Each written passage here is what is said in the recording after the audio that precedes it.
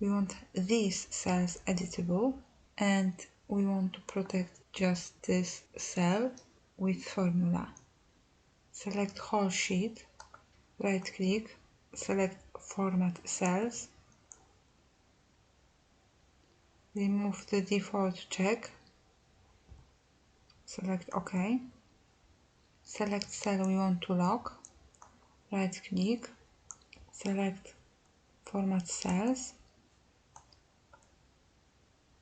select locked option, press OK, go to review, protect sheet, press OK.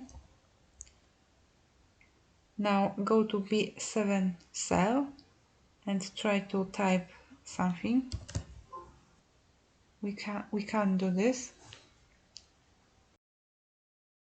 Let's check if the other values, these from B2 to B6, are editable.